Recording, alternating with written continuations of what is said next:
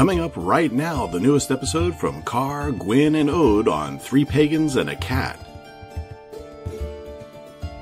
The time will come when diligent research over long periods will bring to light things which now lie hidden. Welcome to Embracing Dissonance, the 24th episode of Three Pagans and a Cat.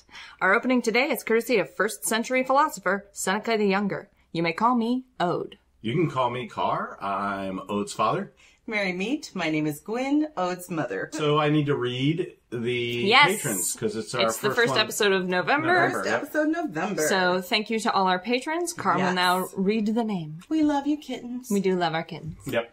So here are the cats. Amy Scholes, Emily Hagelin, Aaron Mao, Gary Bearstorm, Marcella, Stephen Brown, Susan DeHaan, and Tally Kazoil Thomason. And then our hunters are Eris, Charles Howison, Kay Kremer, Carly, Lorelei, and Stevie Thomason. And then we have a tiger, Akadeko, who is currently listening online. And we have a Jaguar. Justin Stanage. Thank you guys very much. We appreciate your patronage. All your support. Yep. Your support means so much to us. So that's it for patrons. I do want to cover a couple of things here. Like we have right off the bat. We have some stuff going on, some stuff that we're doing with you, some stuff that we're doing upcoming soon, just as Three Pagans that we want you guys to know about. So we're going to cover that really quick, and then we'll get into the episode. Yep. Here are the things that are big. First one. The Yuling. Mm-hmm. Oh my This gosh. has turned out significantly bigger than I think we thought it was going to be. Yeah, I think we were thinking like 4 or 5 people would participate. Yeah.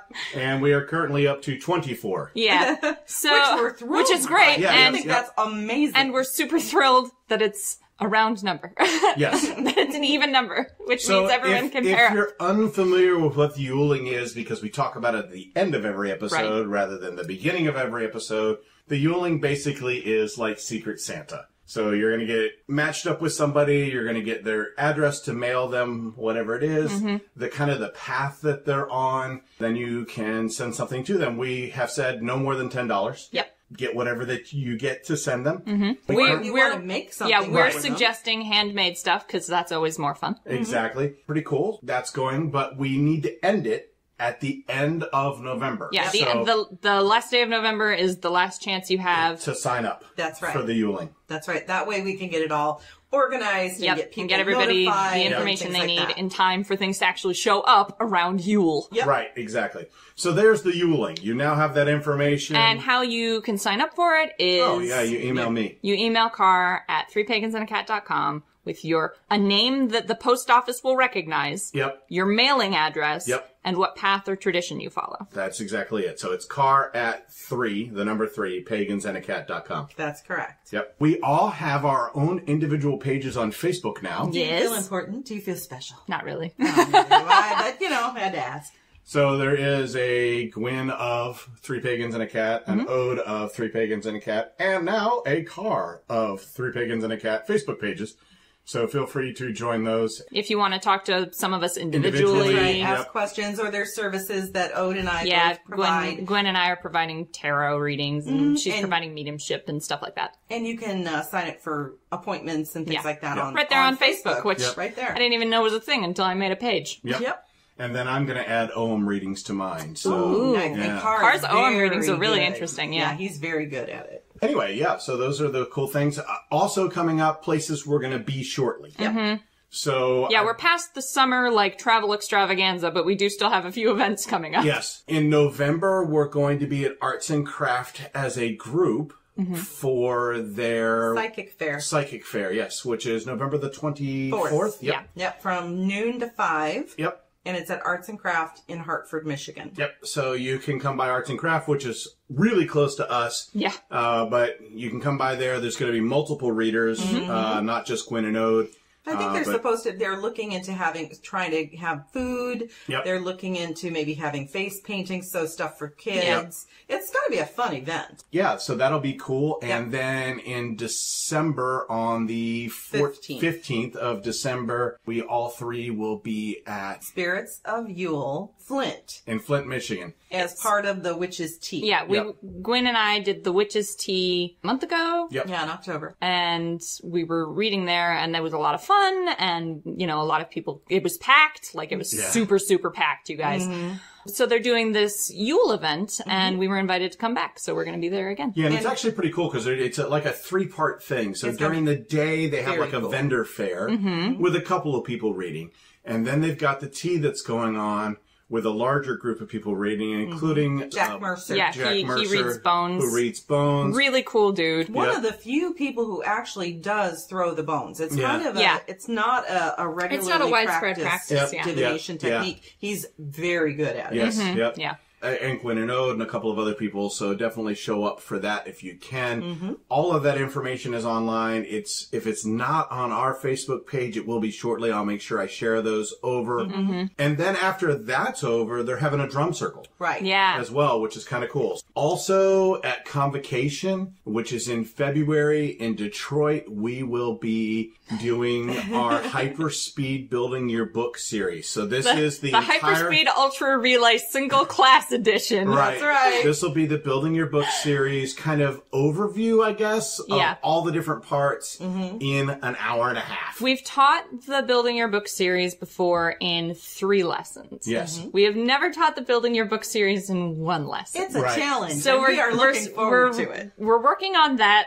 putting that together now, and that's going to be coming up at Convocation. Yep. So, which is in February 22nd, 23rd, 24th, and I think 25th or something like that. It's like 4 days. We only got to go to 1 day last year, and we loved the 1 day we were there. Yes. So we're going to get to go to the whole event this year. And then I think that like the really cool thing, which I'm super excited about. This is very exciting and interesting. Is that at Michigan Pagan Fest, which is 4 days at Wayne County Fairgrounds. We went for all 4 days last year. We did. It was great. It was a fun time. We don't know whether we're teaching or not yet because they haven't done this announcement. It is June 20th through the 23rd. There you go. But we are the official, 3 Pagans and a Cat, is the official media sponsor for the entire festival. Yeah. So we are going to be doing live podcasting. We're going to be doing interviews. Yep. We're going to have our own little booth set up. It's going to be fun. I'm really looking forward to this. We've never done anything quite like it. We've done, live podcasts occasionally at events. At Conjure Fest. Yep. At Conjure, and we did a video for that, but it was only 25, 30 minutes. Yeah, it wasn't very long. This one's going to be basically almost all day, every day. There'll be one of us on. Yep.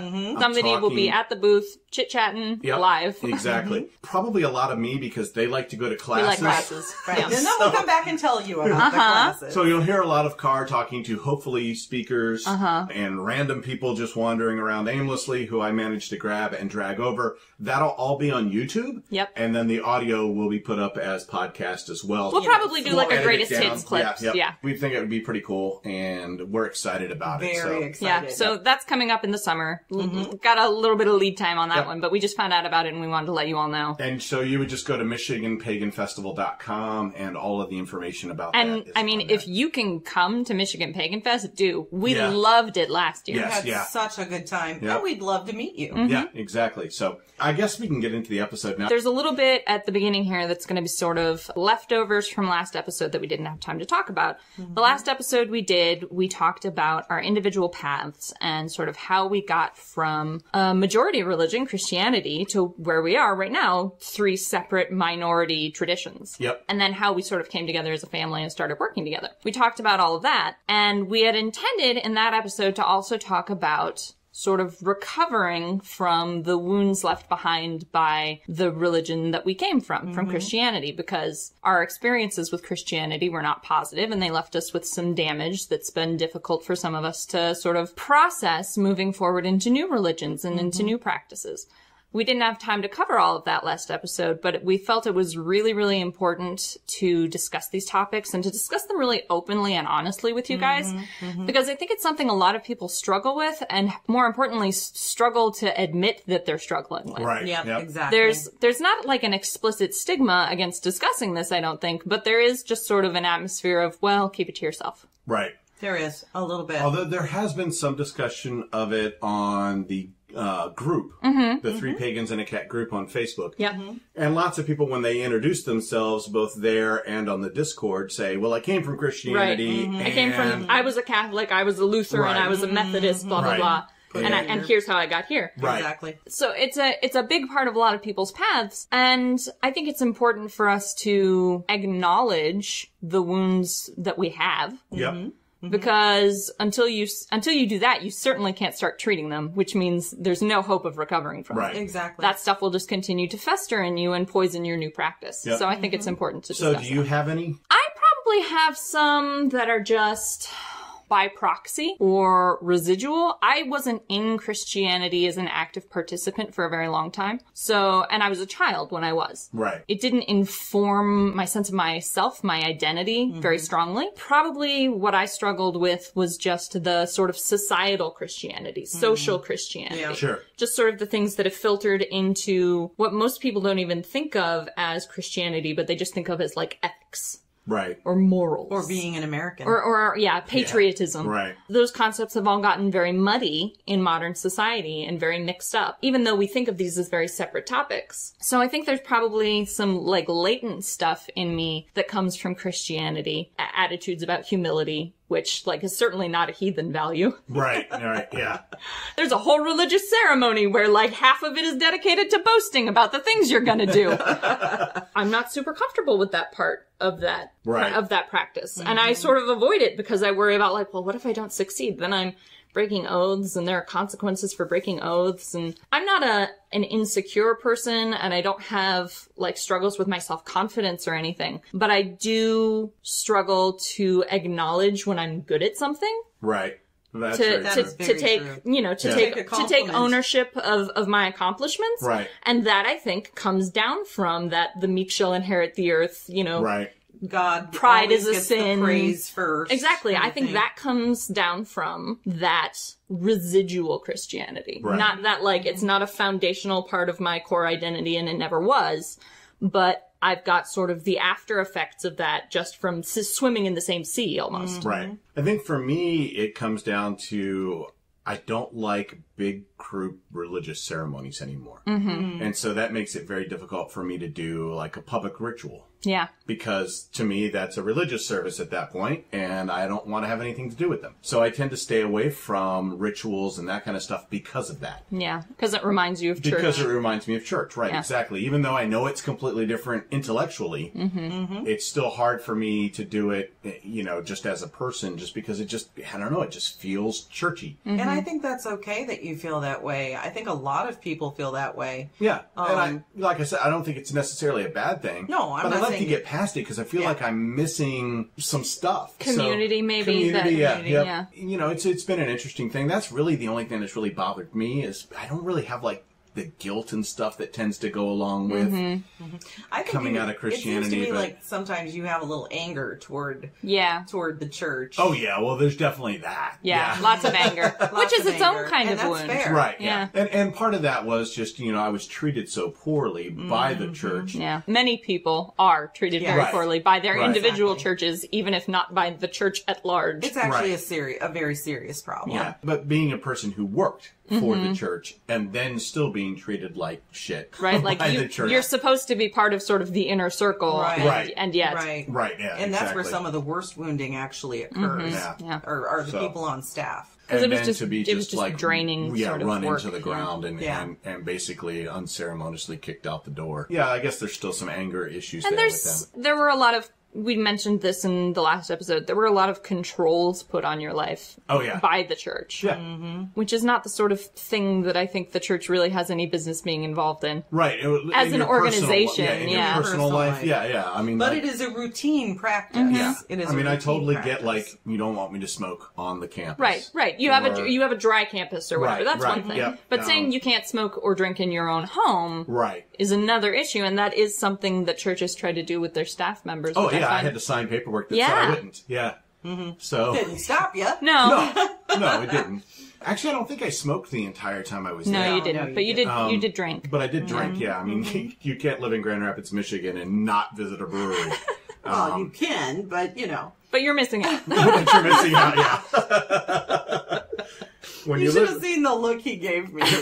when you live in Beer City, USA, it's fairly important to visit those breweries. To at least check in. Right, yeah, exactly. I mean, there might be a new really good beer that comes out, and I don't want to miss it. Yeah, exactly. Yeah, so. If it's limited run, what are you going to do? Right, exactly. So you got to make a plan. Maybe every Wednesday or what something. if it's really good, but the brewer decides, I'm not sure about this one. It was a pain to make, and I only sold so much. Okay, I'm not people, gonna we're do it. devolving into talk about breweries here. Let's get back on topic. Side podcast. Breweries 3 pagans and a beer. Except I don't drink beer, but 2 pagans and a beer. 2 pagans and a beer. That's about what it would be. 3 pagans, 2 beers, and a glass of wine.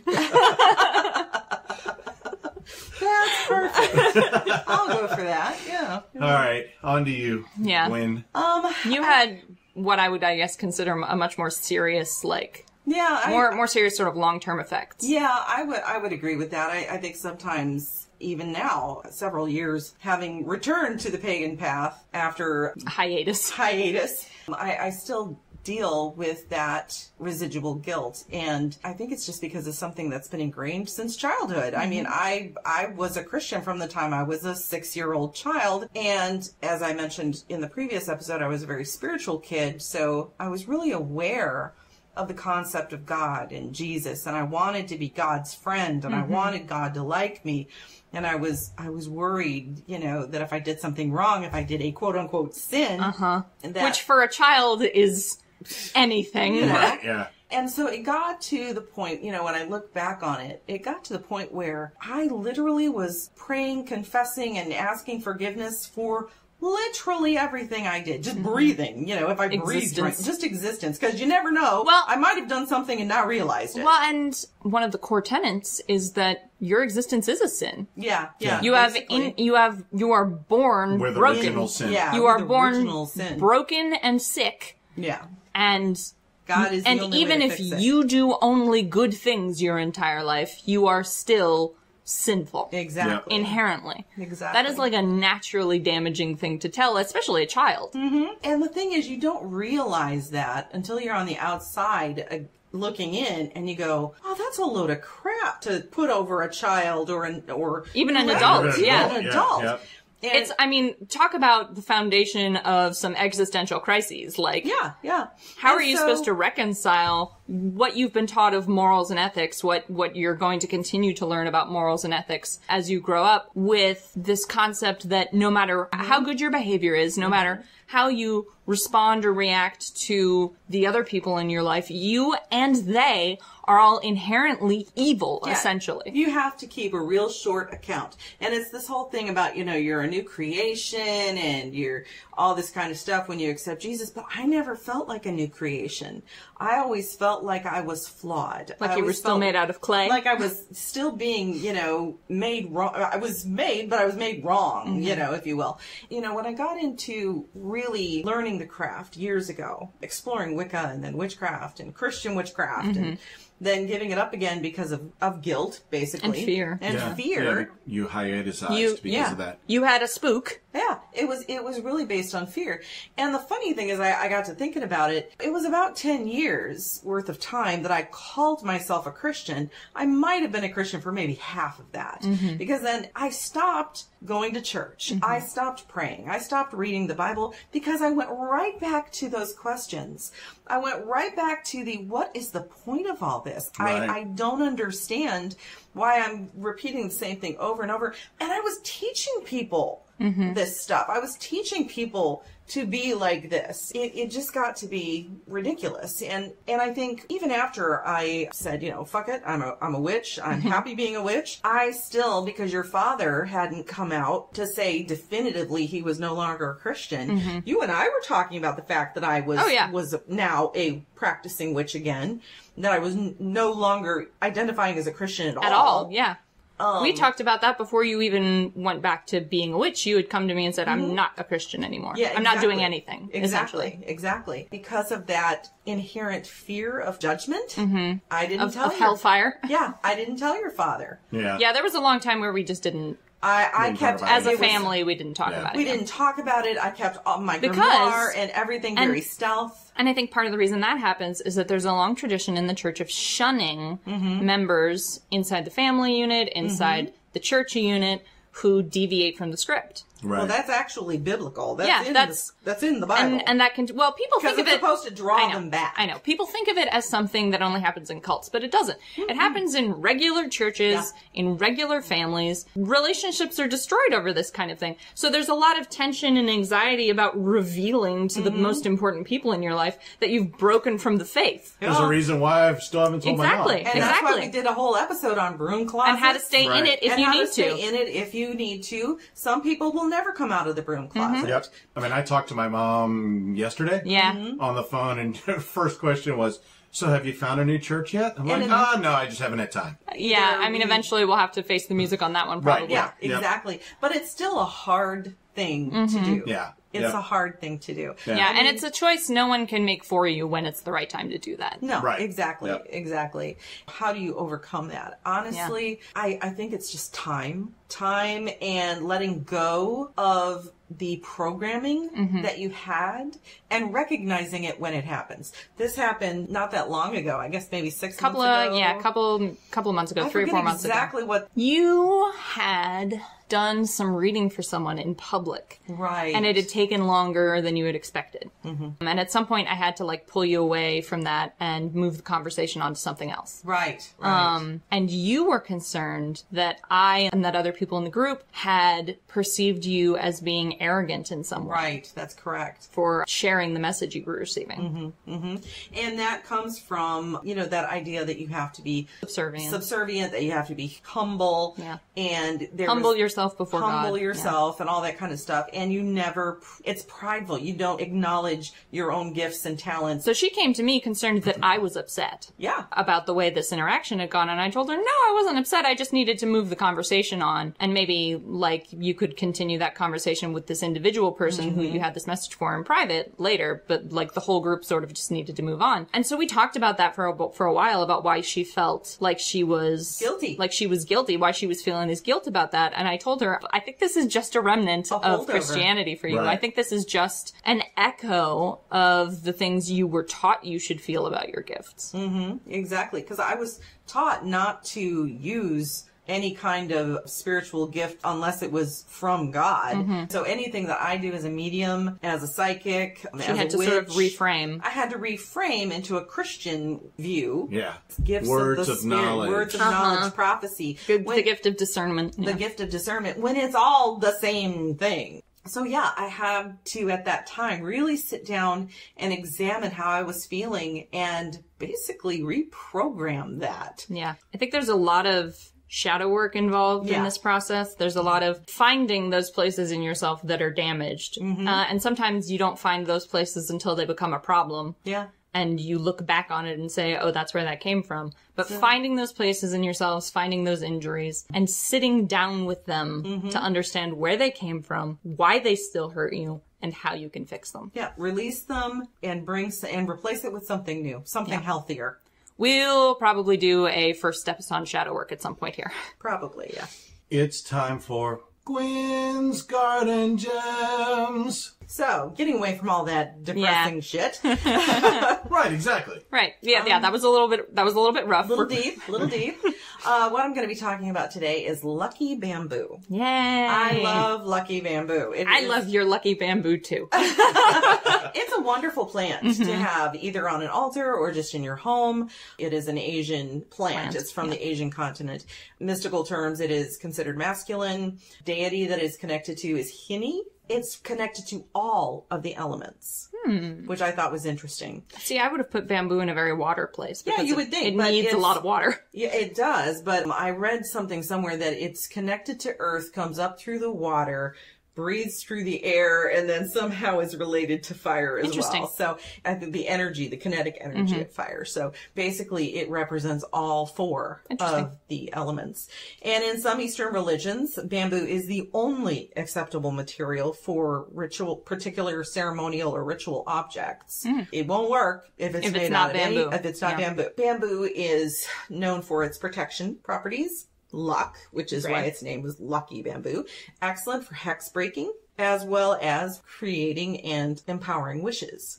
And then, so I found some interesting things that you can do with bamboo. Obviously, it's recommended to keep bamboo dishes and tools and things like that in your altar space, in your home, for that added protection that it offers, as well as growing it in your home. You can take a piece of bamboo, carve a wish into that piece, and then bury it in a secluded area so that the wish can come true. You can carry a piece of lucky bamboo in your pocket for luck as an amulet. You can crush the wood into powder and burn it for protection as a protection incense. I thought this was interesting too. You can also hollow out a bamboo stalk. Stuff it full of a spell ingredients. And then seal it with wax. And it would be meant to be something you carry with you. So either a money spell, a protection spell, breaking a hex or a curse. It would also be biodegradable, It's biodegradable. Exactly. I like that a lot. Yeah, exactly. So it's very, very versatile as a magical tool, but also as a magical partner because it is a plant. So it is an ally. Yeah, Mom's bamboo is just a very, bright, cheerful little thing. Yes, it is. It's actually a replacement for... that we killed by accident. By accident, because this is what you have to do for lucky bamboo. It does have some care conditions. It has some care conditions, especially indoors. Now, the nice thing about lucky bamboo is it does not require sunlight. It can live on artificial light. It doesn't need a single drop of sunlight its entire freaking life. It can live in strictly indoors. That's why it makes a great plant to have in an office space. It's also, you don't need to have it in dirt. It needs to thrive and survive in water. So you you usually find it in rock and there'll be a gelatin sort of growing material. A growing food kind of material. Yeah. And then you just watch it. And when you don't see the water above the rocks, you just add a little more water. This is where we went wrong. Not tap water. It needs to be distilled or purified room temperature water. Yeah. Gotcha. But if you do that, if you just give it distilled room temperature water, it's going to just be green and it'll just grow and be beautiful. Shoots and leaves. And it's green and wonderful. And it just has a wonderful, friendly energy.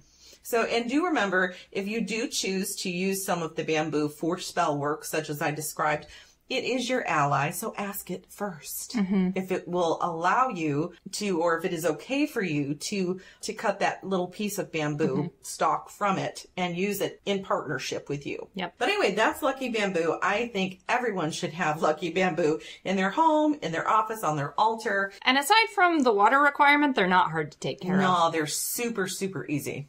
And I'm going to slaughter this, so I'm going to say, first off, to Akaneko, I'm sorry, but the actual deity's name is Niniji no Mikoto. Oh, thank you. Interesting. Okay. Yeah. If you want to look up that deity. Excellent. Thank you, Car. Good job, Car.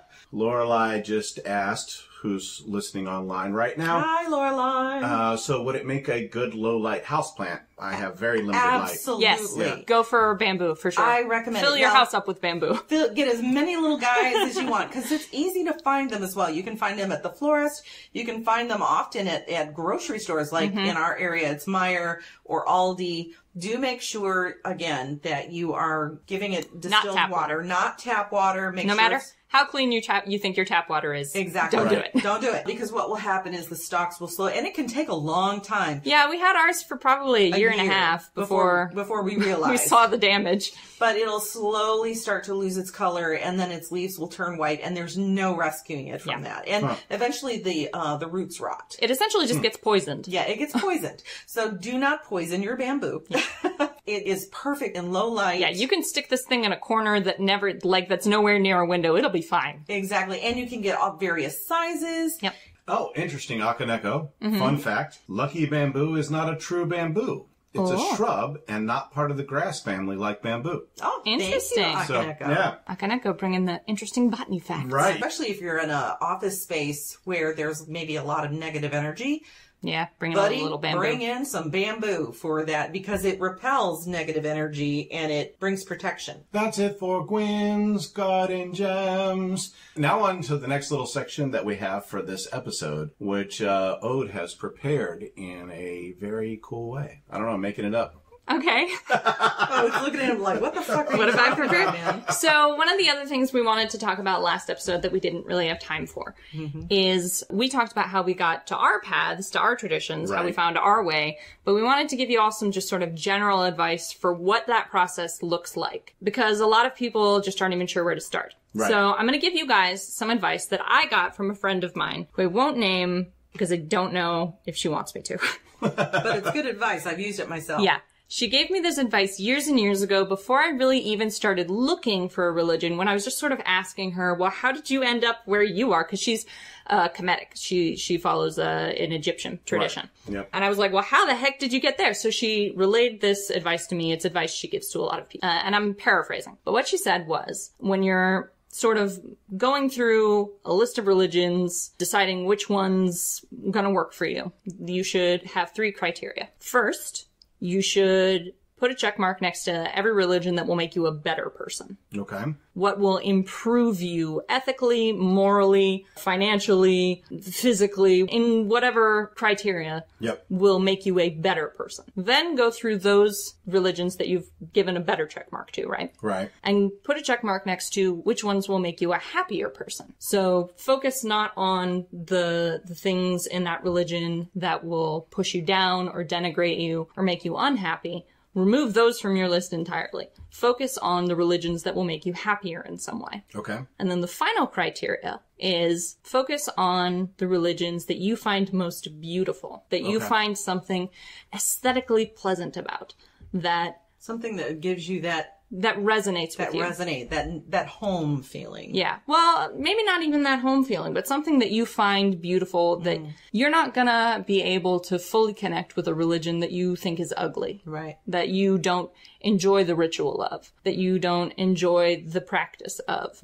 If there's some requirement in this religion that you find repulsive in some way, you're not going to be able to engage with it with your full authenticity. Right. So, better person, happier person, most beautiful. Those are the 3 criteria for finding a religion. If you can hit all 3 of those check marks, you have found the right place for you. Gotcha. So you need to hit all 3. Ideally. It's not like 2 of the 3. Right, no. You're not looking for best 2 of 3. Gotcha. In an ideal world, and with as many religions as are available to you, you should be able to find something that hits all 3 of those check marks. Yep. That's right. That's very cool. Yeah. So Yeah, that was the advice I got, and that is actually the system I went through when I was looking for a religion, when I was, really decided I was gonna dive in and do the thing. right. I made lists and I did research and I said, okay, well, here are the ones where the tenets will probably improve on my natural flaws. Okay. Here are the ones where I think I could enjoy the process. Okay. Here are the ones where I find something about this ritual or this structure or these gods beautiful. Okay.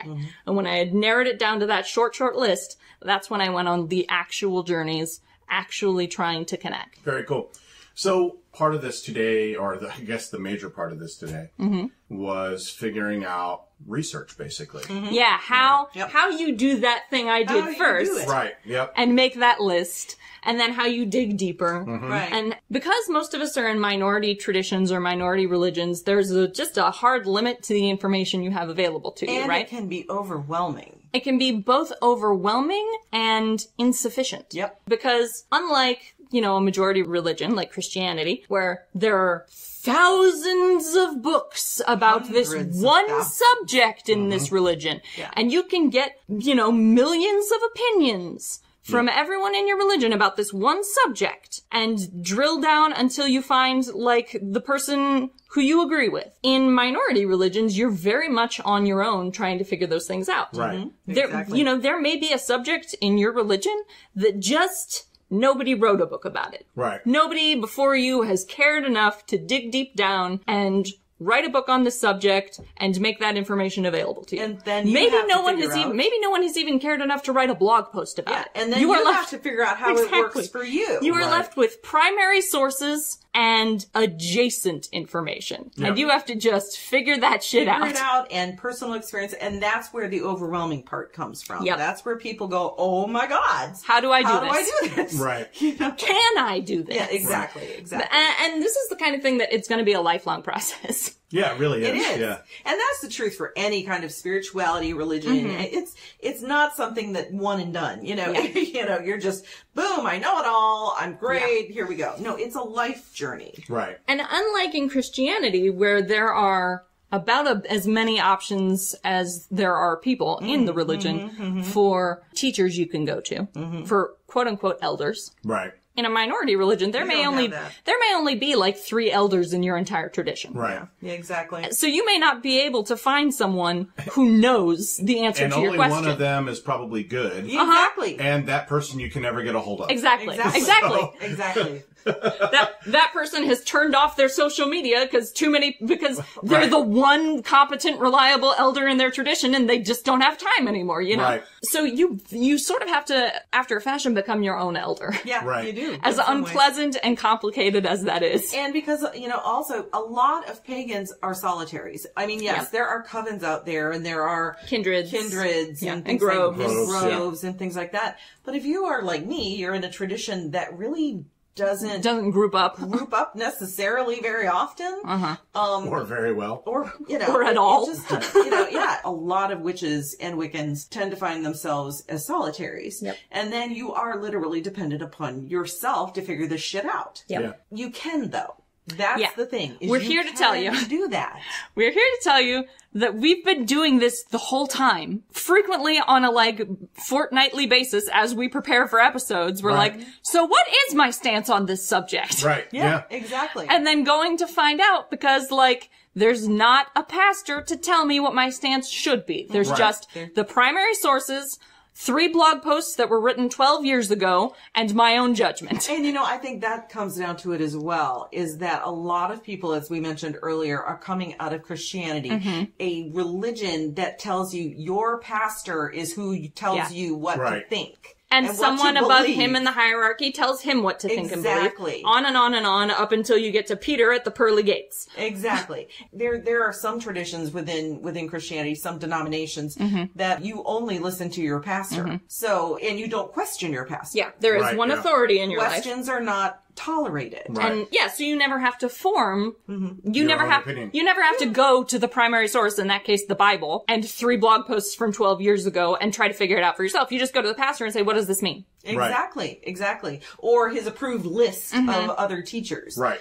Or books. That's not going to fly. That doesn't fly in a minority religion. It doesn't fly. Yep. There's just not enough of us. Exactly. But we're going to reiterate, you can. You absolutely can. You absolutely can. And sometimes it's very hard work. Sometimes it's going to take you a couple of months. And that's where the rubber really meets the road. Yeah. In that you find out, is this truly a path you are called to? Yeah.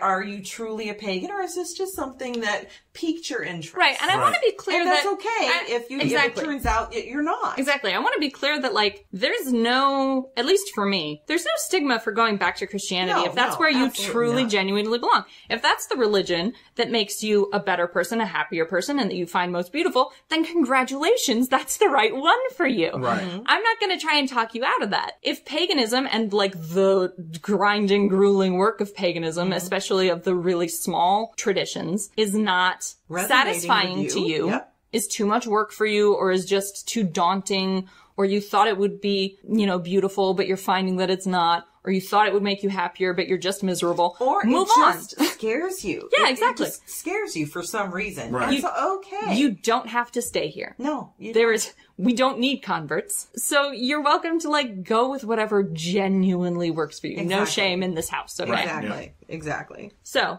having gotten that out of the way, the caveats of like prepare for work. Yeah. Most of these are homework religions.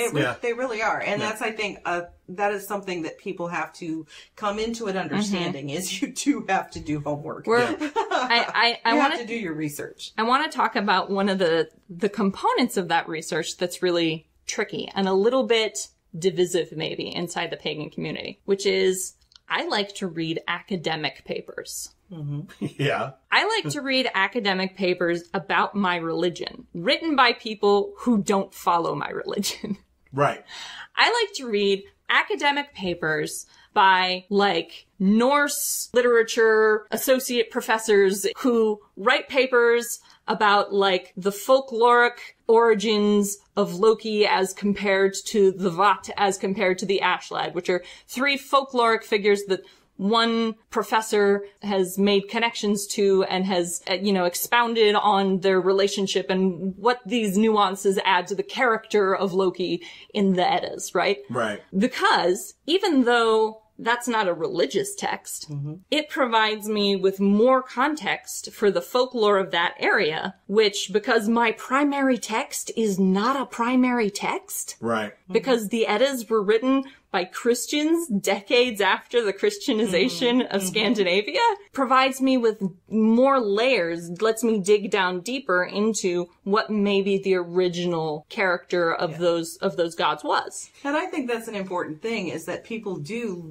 look into the mythology, look into what scholars are saying about the mythology. And they're probably not going to be telling you things that are immediately useful to you. Most academic papers are not something that you're going to be able to take and like immediately just absorb into your practice, right? No.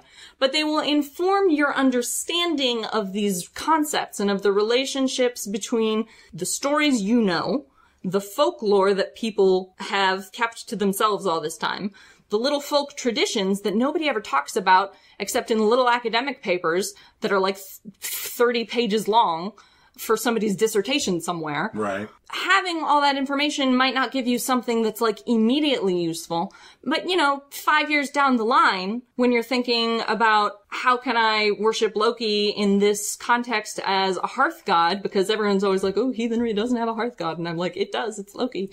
I can, then I can point to these sources, to these things that I know about, that I learned from a scholar, not because he's a heathen, but because he studies this from a folkloric perspective. Right. Exactly. Now, to be fair, not everybody's going to have that kind of time or dedication. But I mean, my point is, even if you don't have that kind of time or dedication, at least find the mythologies that are connected to what your tradition is or what your interest is. Read some Joseph Campbell. Don't read only Joseph Campbell. No. I said some Joseph Campbell. Get other sources that discuss the mythologies. Mm-hmm. Be willing to read something that was written by the Romans about the Celts. Yep. I mean, you have to know your history in order to move forward. Well, since we're at this point, it's time for reviews. Ooh, perfect.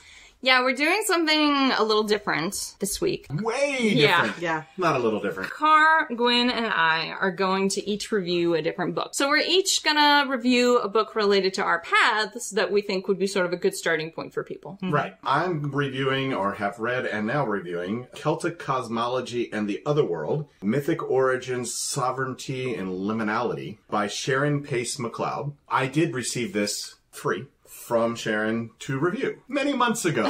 So this actually came out in May. It's 293 pages, $40. Yeah. It's an expensive book because this really is a textbook. Yeah. I actually called out Ode earlier today when I was going through it again going, hey, guess what? You're going to love this book. You need to read it too because there's like 30 pages of chapter notes and then there's 14 pages of bibliography. It's exactly my kind of book, you guys. I haven't read it yet, but I'm gonna. It is a great book. Yeah. I have really, really, really dug it. I'll just give you some kind of the basic stuff over it. It talks about Pi, so Proto-Indo-European root words. Okay, and good. So how I'm gonna love this book. Right? And how to take those root words and figure out kind of what's being said. And part 1 is mythic origins. And There so you they go. actually talk about the ancestries of the gods and mythic symbolisms Okay, I of wanna read times this book and too. sacred so excited. cycles. And then part 2 is sovereignty. And so it's divining divinities, restoring the rightful goddess, mistress of the wild things. Part 3 is liminality, which is the circle of nines, the priests, the islands, and the magical rites. The cauldron of Owen and the stream of Abbas. So all of that kind of stuff is in here. It is incredibly deep. The reason why I haven't reviewed it till now is because it's taken me that long to kind of get through it. You can pick this up on Amazon, that kind of stuff. It is from McFarland Publishing, which is mcfarlandpub.com. Okay. You can pick it up there. It's also available in ebooks, all that kind of stuff. So great book. I highly, highly, highly recommend it. This one's a 5-star win for me, yeah. So if you get a chance to get out there and pick this book up, again, it's called Celtic Cosmology and the Otherworld. Do it, because it is well worth it. It is in print and out of print fairly often, even though it just came out in May, like the first... They did a short run or something? I don't know if they did a short run, but like the first one was sold out like pretty much instantly. But they're doing more printings. Yeah, but they're doing more printings of it. So get online, put it on backward if you have to. If you're into Druidism, Celtic Reconstructionism, Celtic Reclaiming, whatever, this is the book that you have to have on your bookshelf. You have to have it. Excellent. Okay, so I guess I'm next. Okay. The book that I'm reviewing today is The Green Witch, Your Complete Guide to the Natural Magic of Herbs, Flowers, Essential Oils, and More by Erin Murphy Hiscock. Okay. The reason I'm doing that is because she is not so narrowly focused into Wicca. This is witchcraft. Gotcha. Like in a very broad sense. A very broad sense of this is witchcraft. It's not necessarily down to a particular religion. So I really liked it for that reason. So this is like, you could slot this into any religion. You could slot this into any deity system that you have, any religion. I know that the Mora system has a little bit more. You have to do this, this, this, and this to it. And she does have a little bit of that in there. Otherwise, I found this to be a very thorough book. She talks about how to connect with green energy, with the energy of plants and stones and trees. She gives great examples. She gives exercises. Some of the chapters include what is green witchcraft, embrace your own power, attune yourself to nature, manifest the power of the seasons, create and craft green witchcraft magic, becoming a natural healer. It's all very practical. Right. I really think that this is an excellent book if you feel called to be a green witch, if you are very much attuned with plants and essential oils and eco-conscious, and you have a garden or a container garden like I do, or you're really into recycling and things like that. This is an excellent book. The Green Witch, Your Complete Guide to Natural Magic of Herbs, Flowers, Essential Oils, and More by Erin Murphy Hiscock. How many stars? 5. Excellent. Okay. I'm reviewing The Younger Edda by Rasmus B. Anderson. It's the translation of the prose Edda. He calls it the Younger Edda. The copy that I've read was written in 1907. I think his original translation was actually in 1880. You can find it on Project Gutenberg for free. And there are a couple of translations of the prose Edda that are out of copyright, and so they're like widely available. Anderson's is the one I prefer, even though I think it's actually the oldest one out there, because he doesn't use... The English is archaic, but for archaic English, it's very accessible. Mm-hmm. There's no these and thous that you'll find in like Brodur's translation. He goes a very thee and thou direction. Brodur cuts out some of the nuances, I think, in the language. He doesn't translate as literally. Anderson translates very straight, and it's very readable, or at least I find it very readable. If there are words you don't know because they're like old and nobody uses them anymore, just look them up. It'll expand your vocabulary at the same time. It'll be great. Exactly. There are some things in the Anderson translation that are a problem, not with the translation itself, but because it was written in the early 1900s, and the scholarship is thus now very out of date. Right. So he's got a lot of notes and like theories that he'll pull out in footnotes outside of the translations where he tries to explain something. And most of that has been like debunked in further scholarship. At the time, it was good scholarship. Now we look back on it and we're like, no. Right. Incorrect, sir. Incorrect, sir! Incorrect, sir.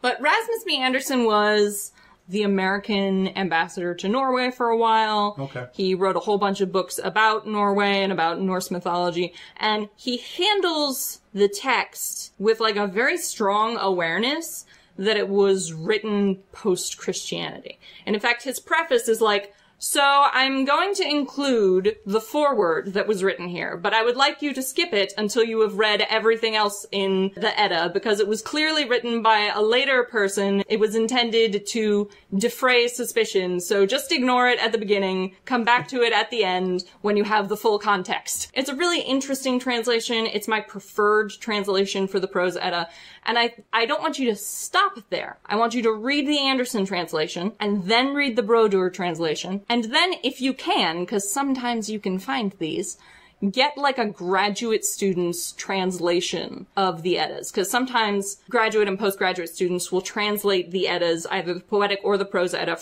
into English. Right. And if you can get those, you'll find interesting nuances and layers there that only sort of come up when inexperienced translators are translating, because they tend to translate very literally. Right. Very, very, very straight in a way that reveals different nuances, different contexts for what these words mean in a very literal sense as compared to the way they're translated more in the context of the sentence by Brodur and Anderson. Gotcha. So I recommend starting with Anderson's because, like I said, it's a pretty accessible translation, even if it is very, very old.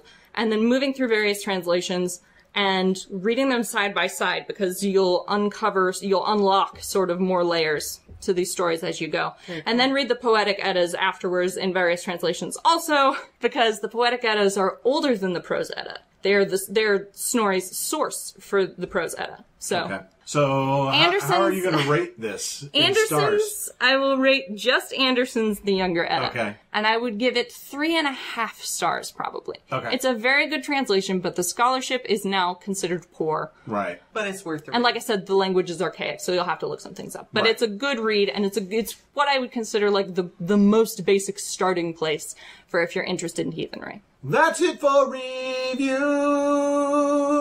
Excellent. One of the other things I wanted to talk about here that sort of actually ties into my review of Anderson's Younger Edda. The fact that you can find it places? No? Not well, yet? There's that, but okay. We'll get to that. But first I want to talk about something that's relatively new. It's called purity culture, and it must die.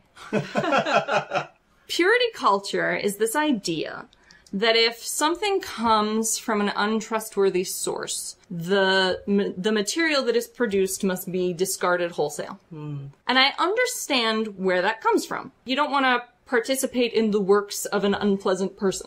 Right? I understand that. But purity culture is impossible in a group as small and insular as minority religions, because if you throw out the work of every person you personally know to be unpleasant, you will have no work left. Right.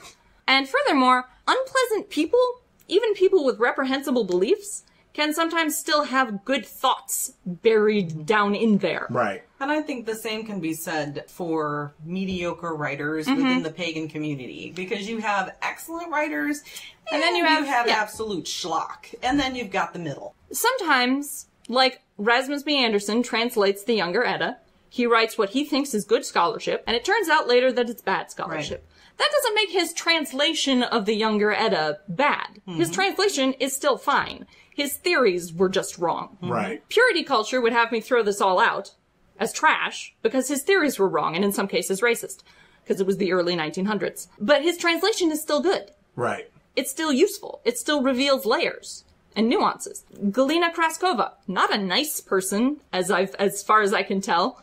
I know that she has a lot of detractors, people who dislike her. She's a writer in the Northern tradition. She's a little abrasive. She's said some shit online. But purity culture would have me throw her out entirely. Would have me not engage with any of her work. Right. But some of her work is good.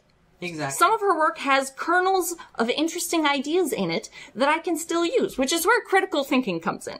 Critical thinking is reading a thing, and then not just accepting it wholesale, but dissecting it, comparing it against your experiences and the other things you've read, and just determining through like an extended process what parts of it are useful and true. Mm-hmm. And again, I think that it comes down to anything you read. When I was starting out in witchcraft and in Wicca back in 2000, well, actually in the 1990s. Right. In the 1990s. The late 90s and early aughts. There was very little out there, you know, in terms of writing. And so you had Starhawk, you had Margot Adler, you had Cunningham. You had Scott Cunningham. You had Silver Raven and Gardner. And Gardner and Buckland. You had the Farrars. I mean, you had people, but what we now consider the classics. You had what we now consider the classics, but even amongst that group of what we now consider elders, there were people who had some really great things to say.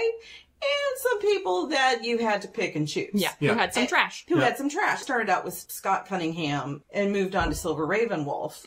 And from there, Dorothy Morrison. And I found as I read those different books where the good parts were, where parts meshed, and where it was like, really? Never. Do I really want to believe and accept this? Never let one source be the end of your search. Like you will hear people now say, don't ever read Silver Ravenwolf. It's crap.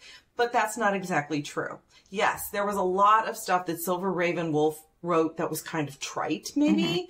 And a lot of unsourced stuff. And a lot of unsourced stuff. But she's still writing. I just got one of her books not that long ago, and it's got some really good stuff in there. You have to be discerning. You have to use your mind, your critical thinking, do some extra research. Don't just go by what one author says. Research it. Find out, does this work for me or not? And then move on from there. But don't just throw them out, baby with the bathwater. Yeah. You can still keep those authors. Some of these authors, some of these things you should only read once you have already attained a degree of familiarity and skill, so that you know what you're looking at. Right.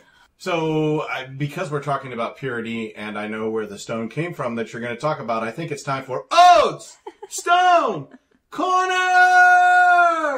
Okay, the stone I'm going to talk about this week is soapstone, which is maybe not one that you consider using, even though a lot of things in the pagan community are made out of soapstone. You want to tell where you got this piece of soapstone? This piece of soapstone from Carr, because they sell a product called whiskey stones or spirit stones that are little blocks of stone that you put in the freezer, and then you put them in your whiskey so that they can keep your drink cold without melting and diluting your alcohol. Yep. So Carr had these, and he hadn't used them in a while because we almost never drink in the house. And so he just gave them to me because I asked for them. Yep. Because he told me he wasn't using them. And I like them because they're square. And so purity-wise, that's aesthetically probably not the best. That's aesthetically pleasing to me. Yeah, no, so like these have been in alcohol. They have indeed. Yeah, so they've been in the freezer for a long time.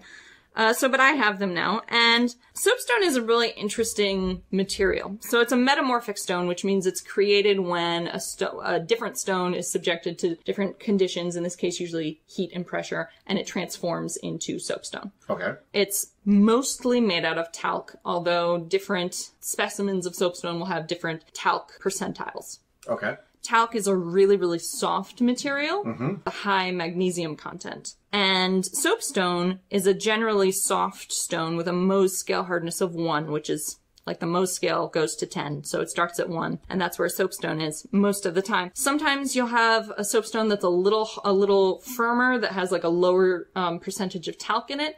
That's what's used for architectural purposes, in kitchen counters and things like that. It's sometimes used for that. It's sometimes used in fireplaces. And then you have very, very soft soapstone, which is used for stone carving. And you will find a lot of little figurines and mortars and pestles and things like that that are made out of soapstone in the pagan community because it's so, so easy to carve. Gotcha.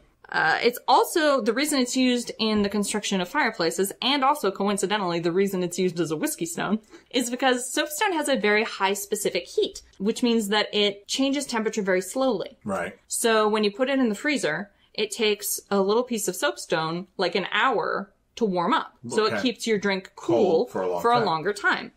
When you make a fireplace out of soapstone, it absorbs and retains that heat and then very evenly disperses it over time because it takes the soapstone a long time to get hot, but then it stays hot for a long time. So, 1,000 years ago, they were making fireplaces out of soapstone so that they could build up a fire, the soapstone would get hot, and then when the fire went out, the hearth would still be warm. Right.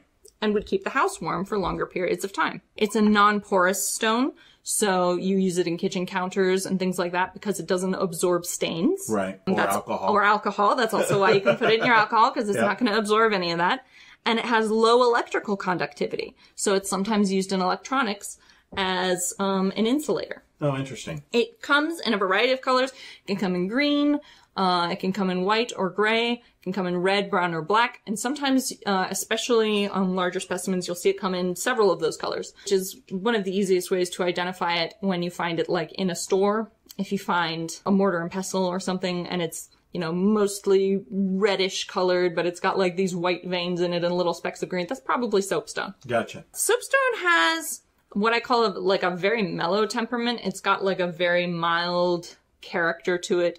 It has an uptone, but a very slight uptone, just sort of very mild stone in general. But it's very focused and reliable. It's very logical. Truth-seeking. It's interested in not divining information, but acquiring information. Okay. It's good for storage, which is not really surprising given its characteristics. Sure. And it's unlike quartz, it's not going to tune to the intention you put into it, but it's good for storing intentions and releasing them slowly over time.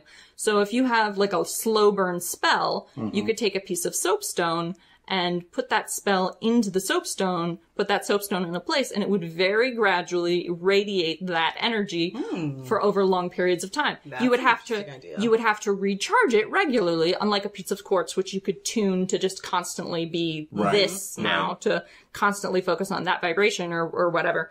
Soapstone you'd have to like periodically fill up again because it would eventually empty, but it could, for over long periods of time, gradually emit a spell. Very cool. It's also very adaptable. If it's carved into a specific shape, especially those little figurines, soapstone is willing to do what I would call masking, which is sort of a pseudo-transformation. So its natural properties aren't going to change. It's still soapstone. It will still do soapstone things. Right. But if you want it to represent the characteristics of the thing it's been carved into, soapstone will put that mask on for you. Okay. And so, for instance, like a guardian. Exactly. Soapstone is really, really good. If you get those little soapstone figurines, it's really, really good for making, for enlivening, for making little watchers, for making little gate guards. Especially if you specifically ask it to do that thing, like to put that mask on, and then you regularly charge it with that intention. It will just constantly do the thing. Yeah. Very neat. That's it for Odes Stone Corner! So now we should, I think, definitely talk about places you can find things. Yes. So probably the biggest one that you can use to find scholarship online is Google. Yeah. Oh, yeah, that's number one. You have to know how to use Google properly. It turns out, to my surprise, that there are a lot of people who don't know how to use Google. Right. Who just, like, type a whole question into the search bar and pray. Yep, yeah. And that's a way to go about it. And I think that's the way most people use Google. But the search terms, the functions built into the search bar are actually pretty robust. Yep. And this is why I have Google Food.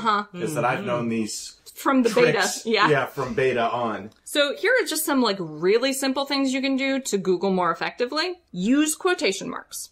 So if you put quotation marks around words, Google will only show you results that have that exact phrase. Right. So if you Google heathen practices in Scandinavia, and you put quotation marks around it, it will only show you pages that have the exact phrase, heathen practices in Scandinavia. Exactly. If you include an asterisk, which is called a wildcard in programming terms, inside or outside of that quotation mark, that stands for an unknown variable. So you could do quotation marks around the phrase asterisk in Scandinavia, and Google would send you any page that had any word followed by in Scandinavia in it. Right. You can use a minus sign in your search. You can indeed. And that will eliminate terms from your results. Or websites. Or websites, yeah. So I could say heathen practices in Scandinavia in quotation marks minus tribal. Right. And then I would never get search results that included the word tribal in the same page as the word heathen practices in Scandinavia. Yep. And then you can use a function called cite. S-I-T-E, like website. Cite, colon, Yep. and then the name of the website. You append that after your search terms, and Google will only search that website, the whole directory of that website, for your search terms. Yep. And then there's also reverse image search, which I guess a lot of people don't know about. If you go to the search bar, there is a little camera icon next to the microphone icon. Yep. If you click on the camera icon, you can put a photo in, either from a website or from your computer, from a saved file. Right, which you can just drag in Yeah, there. you can just drag it straight on there. Yep. And Google will search for images similar to that one. So if you have a picture of like a tool that you don't know what it is, Right. you can take a picture of that, you can upload it to your computer, you can drag it into the reverse image search, and Google will show you everything it thinks looks like that photo. Right. Which will vastly improve your chances of figuring out what the thing is. Yep. I think the important lesson here is Google is your friend. Don't be afraid to use it. Right. And don't ever search for just one search term. If you do just witchcraft, I mean, I've done that. Yeah, that'll get you some vague results. It'll get you a real vague result. Google very specific things, and Google multiple iterations of that specific thing. Yeah. So I would never Google just heathen practices in Scandinavia.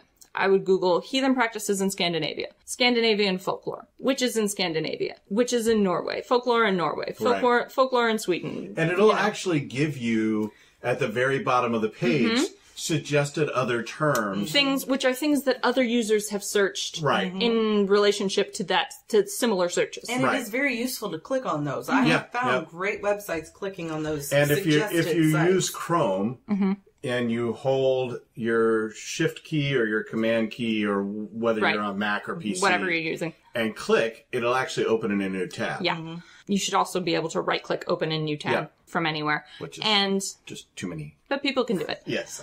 If they're not keyboard shortcut savvy. And then you should also be willing to go more than like 3 pages deep. I think most people never get beyond the first 3 pages of Google searches. Some people I don't can even actually be on tell the you first this. page. Right. 90% of people never get below the 5th thing listed on the first page. Go at least like 5 pages deep and open a bunch of tabs. Honestly, I personally recommend 10. Yeah. Well, it sort of depends on how accurate your search counts are. True. If you're not getting a lot of like accurate results, Then, exactly. don't go any deeper than 5. But if you're getting a lot of results that are like relevant to your search, then go, 10 or 15 deep. Yep. And because some people just don't do their SEO properly, and then they end up further back in the pages, which doesn't mean their material is not good, it just means it's got fewer eyes on it. Right. Sometimes the stuff with fewer eyes on it is better. Correct. Yeah. Exactly. Yeah, because the people who wrote it don't understand SEO. Exactly. And they But they haven't hired do somebody to do it, they do understand their content. Right. Exactly. Yes, that's yep. right. That's right. So did we want to talk about specific web pages? Yeah, there are a few big ones I think we should talk about. Okay. So what are your few big ones? Let's see if they match up with mine. Okay, my big ones, let's start with Project Gutenberg. Okay. Because you can find so much. basically every out of copyright book that was ever written on Project Gutenberg. True. Which is going to include a lot of primary texts, like the translations of the Eddas. And it's going to include a lot of very old witchcraft texts. Like Gardner's books. Exactly. And sometimes it's good to read those things, even if you're not going to use them in your practice, just to sort of know where you came from. Exactly. Know where you came from. Understand And that way, your history. And that way, when you see those things being, because a lot of people will not source things, especially in pagan writing. They will not list the source of where they learned this information. And sometimes I think it's because they haven't like retained where they learned this information from. Like it's just common knowledge, right? But it started somewhere. And chances are it started back in the past with one of these early authors. If you read those early authors, you will then recognize those things being used by future authors who no longer remember that it came from a specific place. Exactly. Right. Yep. Exactly. Then you will be able to make a more informed judgment about whether this is a thing you want to include in your practice. The other big one that I would recommend that I think probably is not recommended for pagans a lot, but which is very useful for me in my practice because I read a lot of papers, is academia.edu. Yep. This is actually a website that is intended for academics. to upload their papers to each other. Mm-hmm. You can get an academia.edu account without an edu email address. Yep. I use my Gmail address. I do as well. I'm on there just as an independent researcher. Yep. I've never uploaded a paper, and it has not caused me a problem. Yep. But I look for papers there regularly. They have a search bar where you can search for papers under various keywords. And because I search for the same sorts of things frequently, academia sends me a roundup, essentially, once or twice a month, of new papers that have been uploaded that are maybe relevant to my interests. New papers in the area of folklore and religion and comparative mythology and that sort of thing. So I am constantly getting papers that have been recently uploaded by tech-savvy academics who are making their work available on the internet for free. So I highly recommend, if you have any interest in reading academic papers, this is the most accessible way to get them. I recommend also thoughtco.com. Thoughtco's fine. For people who are looking for some information that's accessible about specific things like sabbats or particular rituals, different things that you can do. I would consider ThoughtCo like a very accessible sort of entry-level and that's website. the point. People do need an entry-level place to go, and I think ThoughtCo is an excellent place to go for that. I would never make ThoughtCo your final stop. No. Especially because they don't always source very well on ThoughtCo. And that's what I'm saying. I would recommend it as a starting place and then build from there. Especially if you're starting from a position of just no information. No information at all. ThoughtCo can, at the very least, give you interesting search terms. And it can give you a direction to search. Yep. And that's one of the reasons I like ThoughtCo. It's user-friendly and it's accessible. Yeah. Sticking with the book thing is I have quite a few that I visit that are kind of esoteric. One of them is the Internet Sacred Text Archive. Which we've talked about before. Yep. And has tons of stuff on it. You can purchase their flash drive. Yep. With all 1,700 books. So I really dig that site. And it's a little more specific than Project Gutenberg, which does have basically everything that's ever been printed on Earth. Yep. Then there's a bunch of colleges. So the Perseus Digital Library from Tufts University is very, very good. A lot of texts up there. Broken down by, Greek and Roman materials, Arabic materials, Germanic materials, 19th century American, Renaissance. Nice. And then, oddly enough, the Richmond Times-Dispatch, because they're in Virginia. A couple other ones. Fordham University has a great one. University of Chicago's online library is very good as well. Forgotten Books has a lot of really cool stuff. Yes, I see the Book of Enoch there. Yeah, the Book of Enoch, the Book of the You can get Dead. some of the Apocrypha that I like, that I really enjoy. And I think that's important to note. Just because it's connected to either Christianity through Gnosticism or some way like that. Or Judaism. It's okay to read books like the Apocrypha is super interesting. Yeah, the Book of Enoch or the Book of Mary Magdalene. Yeah. It's okay to read those. Just because it's about Jesus and all that doesn't mean you can't glean something important from it. Mm-hmm. I still read the Bible periodically. Yeah. Like, I go through it every now and again. Well, it's not one of my sacred texts, but it's still an interesting book. And there the are Psalms are beautiful. And the Song of Solomon, beautiful. And there are traditions within the pagan wheelhouse that use psalms and things like hoodoo. that. Yeah, hoodoo, they're widely used in hoodoo. Exactly. Santeria. Yeah, exactly. Forgotten Books is a good place. It's got a really good search in it. There's about 1.2 million books available there. Mm-hmm. Can be either read online, downloaded by ebook, or you can purchase it in print as well. And the print versions are actually really nice. Like, they do them in high quality. A really nice, reprint. well-bound. Yeah, nice. Exactly. It's all over the place. Yeah. So you can get everything from the Book of Enoch to Stories of Atlantis. The Master Mason's Handbook. The Master Mason's Handbook. Irish Druids and Old Irish Religions. Magic Plants. And it's all stuff that's out of print. Mm-hmm. So the downloads are free, but if you want a high-quality version of it, just stick it in your library. It's a good place to go. And it supports the website. Right, exactly. Also, PDF library, which I think you would like. It's actually septaturnalia.net. Septentrion. Right. We'll put a link up. Yep. Yes. There will be a huge links post from this, because we're only going to talk about a few of the items that we tend to visit. Yeah. But we have huge link libraries, essentially. Link libraries. But like, for instance, here I'm just looking at Old Norse editions online right now. And the Poetic Edda by Finnur Johansen is up there. The Prose Edda is up there also by Finnur Johansen. Tons of different scholarly and instructive works. Nice. All in, some of it in English, but from the original Icelandic. So this is one that you ought to dive into and take a look at. And that's just one of the many things in there. I can click on Irish and get all the Irish ones. So there's tons of stuff on that website. Lots of really cool things there.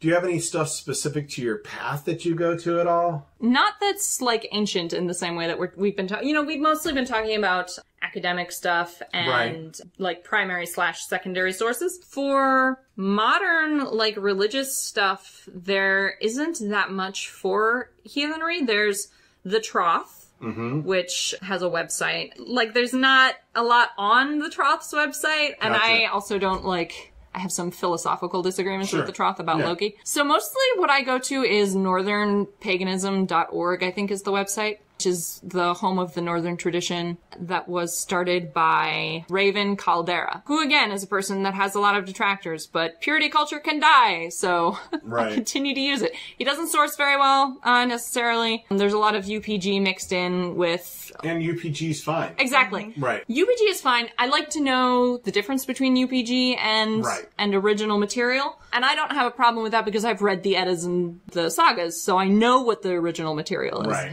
So when I see stuff that's not from the original material, I'm like, oh good, UPG. Right. Because I find modern UPG really useful. My stance is that originally, all of it was UPG, which is unverified personal gnosis. None of this came down directly from the lips of the gods. Right. It was written by human people. Yeah. That's why it exists now. So I don't have a problem with UPG, and I go to Northern Tradition. Again, I would recommend being familiar with the source material before you go there, because the sourcing isn't very good. But but there's a lot of really good, interesting UPG there. I think a lot more heathens would find it useful if they would just read it. Right. For some reason, the Northern Tradition and like mainstream heathenry don't get along. I'm not clear on what the problem is, except UPG. But I think mainstream heathens would actually get a lot out of the Northern Tradition if they actually gave it a chance. Do you have any colleges that upload stuff based on that? I mean, like in the Celtic tradition, we get a lot of like Kelton-scribed stones from the University of London. There are... I don't follow any colleges. Okay. I follow a couple of specific scholars. Most of them I follow on academia.edu. I do go to Eldar Hyde's website. It's Eldar, ELDAR, dash Hyde, HEIDE.net. And he's a professor who, like I said, wrote that article about Loki. He wrote a dissertation about Seether once, and he's written some really, really interesting... He's got like a really vast library of work about Old Norse concepts and sort of dissecting those and dissecting the language. And so he's written some really interesting things. I follow Dr. Jackson Crawford, who has actually moved from one university to another, which is why I find it not super useful to follow the universities. Okay. Mostly, I follow the individual professors who have interesting things to say. Gotcha. Dr. Jackson Crawford actually has a YouTube channel that he uploads to fairly regularly, where he talks about Old Norse etymology, how to pronounce Old Norse words as best as we can tell. He's got an episode about Norse colors.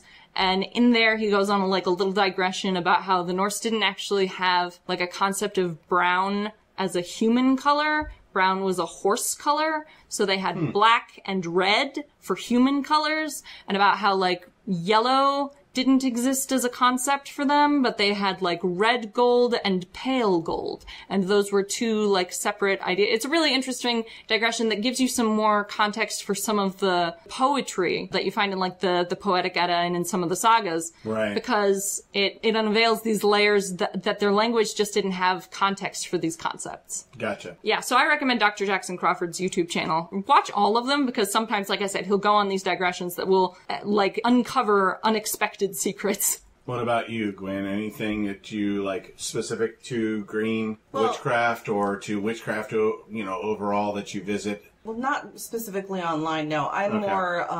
You're a book person? I'm a book person. I don't go to a lot of the online sites, but for Wicca and witchcraft in general, I think a lot of UPG is what is sought after and what people are using. I know that there are blogs and websites. I choose not to go to those necessarily. I do prefer to go to book sources. So, like, I like to go to Amazon and search the books there under, green witchcraft or under witchcraft or Wicca or whatever my search term is, and then just look through each book. I would say, Cunningham, obviously, Dorothy Morrison, the Christopher Penczak Inner Temple, Outer Temple series is an excellent starter for people who are getting into witchcraft. In fact, I'd say that's the one to go to first. Okay. So Christopher Penczak, Inner and Outer Temple. It's several books. It's 2 books. Or maybe 3 now. Maybe 3, yeah. And then Lori Cabot, because she's the witch. She's the Salem witch. She's the official witch of Salem. Yeah. She's very scientific in her approach, at least pseudoscientific in a way, I guess you could say. There is a series of books that is called Traditional Witchcraft and. I think it's one author, I can't remember, so I'll have to put it up on the website. But it's great. It's Traditional Witchcraft and the Urban Witch. Traditional Witchcraft and the Woods and Forests. It's a whole series of books. Very straightforward, traditional witchcraft for those who are not interested in a religion necessarily or Wicca, just straight witchcraft. Right.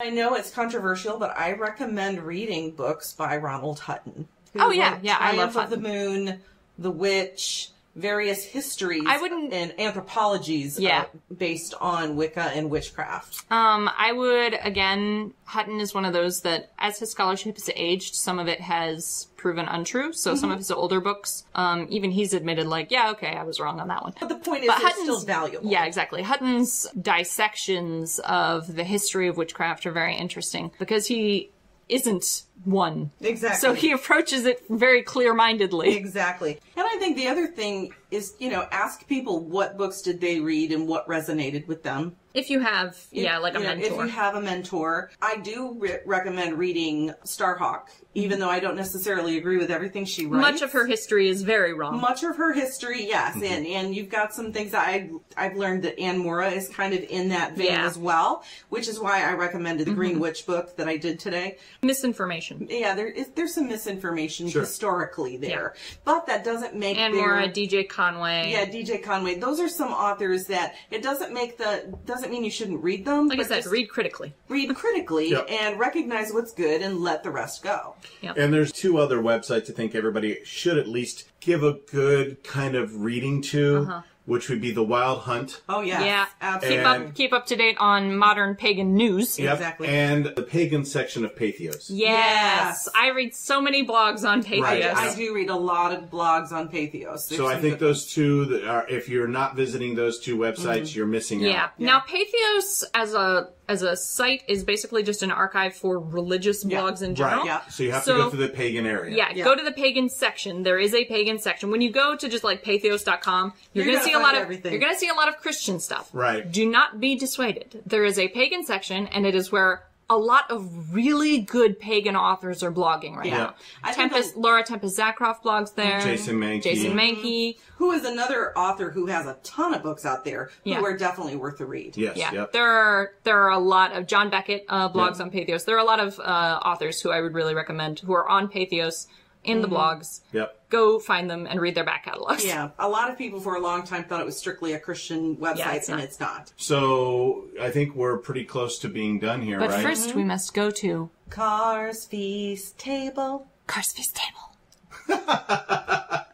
All right. So... like last time when we did this Car's Feast Table thing, which is new, I covered something I kind of thought went fun with what we were talking about. This one has absolutely nothing to do with what we're talking about. He just wants to make it. It's just my favorite fucking dessert. We were watching a TV show. Right, yeah. So this recipe actually came from us watching the Great British Bake Off. Netflix. On Netflix. This recipe's actually from Mary Berry. Hey, protect Mary Berry. Yeah, that's right. And so it is tiramisu cake. I personally am a huge fan of tiramisu. Hard You same. have no idea. Cara and I fight over tiramisu sometimes. True. So you basically bake a basic sponge cake, which we'll include the recipe for. Keep in mind, though, that this is from the BBC, so it'll be in grams. There are websites you can use to convert. Yeah. It's not a big 100 deal. grams is 3.5 ounces, in case you're wondering. But anyway, It doesn't help either. 3.5 ounces doesn't help? No. No. Trust me, look for a conversion table. It's out there. And then it's coffee, Okay. brandy, As expected. mascarpone cheese, double cream, and lots of dark chocolate. So it's probably the most amazing Italian dessert ever. If you disagree with me, you're wrong. Traditionally, a tiramisu is not made with a sponge. It is not. It is made with lady fingers. But Yes. this is a cake. It Right. is inspired Yes. by tiramisu. So we will permit it because Mary Berry has so declared. That's correct. But traditionally, Traditional ladyfingers. lady fingers. Right. Yep. Just trust me. If you watch the British Bake Off, the Great British Bake Off, you'll understand the love for Mary Berry. Yeah, we're definitely gonna have to post this. It is not easy. An involved to make. process. It No, is it an is involved process. It does take about 2 hours of cooking time, And then you will about eat an it in hour a- of preparation. And then you will eat it in about 5 minutes. Exactly. And it is 19 steps. But we will certainly link to this puppy, get you all hooked on it, because if you haven't had tiramisu... If you've never had a tiramisu, you are missing out, Right. my That's friend. I even like tiramisu. So I could eat this entire cake myself. I like tiramisu better than creme brulee. Right, yes. Well, that makes sense And- because creme brulee is gross. False. I really like creme brulee. False. So there are a couple of things we need to cover here at the end of the episode, like we As always, do. yeah. Yeah. So you can find us on 3pagansandacat.com. That's the number 3, pagansandacat.com. You can also find us on Facebook at the number 3, PAAC. That's 3-pack. You can find us on Twitter at 3_pagans. There's a bunch of other places you can find us, but you can find links to those on the very first website we talked about, 3, the number 3, pagansandacat.com. Also on that website, you can find services that Gwyn and Ode offer, and soon I will, with Ohm readings. And then you will also be able to click on the link that says Communitas Paganis. And that has morphed a little for us, although there is still a Communitas Paganis group that meets in the GR area, and we will probably have a Communitas Paganis down here in this area at some point. But we're morphing it into a magazine. So we decided to take our newsletter that we're really crappy at putting out And that we weren't really using for Right. anything interesting. and turn it into an online magazine. With you as the contributors. Right. So if you have any interest in writing something, taking pictures and sending it to us, Making art. whatever it is. Giving a description of your paths. Yep. If you go to the 3pagansandacat.com website and you click on Communitas Paganis, you get an incredibly long submissions process that's all up there, uploaded so that you can see. It doesn't cost you anything to submit. The magazine is actually going to be free because it's going to be online. Right, it'll be distributed through the same function that we use to use our newsletter for. It'll also probably eventually be on a website. Yeah. Archived. Archived, yep. If you're interested in doing that, and we've actually had several people ask, for those of our friends in the Southern Hemisphere, yes, please write stuff about what's going on in the Exactly, Southern yeah. Hemisphere, because Absolutely. we have no clue. We don't live down there. No. Y'all, we can only do so much And from we here. love you. We love you. And we want to know what you're doing. Yep. Tell us what's up in Australia. Right, exactly. Or South Africa. Yeah. Exactly. Or wherever you're at. Or Brazil. Exactly. Right. So hit us up on that. I think that's it. Are we done now? I think so. I think Uh-oh. You think? so. Oh, we have a Patreon. You Oh, heard yeah. about that. Yep. We have a Redbubble. Yep. Yep. You heard about that. We have a Discord. We have a Discord Yeah. where you can hang out with us. All of that where can be found on our several website. people have been hanging out with us today. Yes, yep. Akaneko, Lorelei, and for a Yeah. while Pick Dragon was You on. get We to really appreciate you get to them. listen live if you are at the Hunter or above tier Yep. in our Patreon. We are going to be opening up the Oh, that's right. patron questions and the live recording channel as a Yule gift in December. For our Yule episode. Yeah, for our Yule episode. So We'll let you know when that's coming up, and everyone will be able to listen live at that time. Yep. And interact. Yeah, and hang out with us, and I'm sure it will be an absolute madhouse. But Right, yes, and We would love for it to be an absolute madhouse. I think on that one we should drink. yes, I strongly agree. I think because we started the very first episode, you were hungover from your Yule drinking. Yep. So I think we should end our first year of podcasting drunk on the podcast. So look forward to that Drunk paganism. coming up next month. But other than that, I think that's everything. Okay. I think we finally managed to cover everything. All right, cool. 3 pagans and a drunk cat. And now can move on. Yes. 3 pagans and a drunk cat. Oh my gosh. All right. 3 drunk pagans and a sober cat, very unimpressed with us, probably. Right. So can we stop this I think then? we can stop this. Okay, I think we're so we're done. good? Yep. Yeah, yeah, probably. All right, cool. I think. You've been listening to 3 Pagans and a Cat. Find out more information at www.3pagansandacat.com.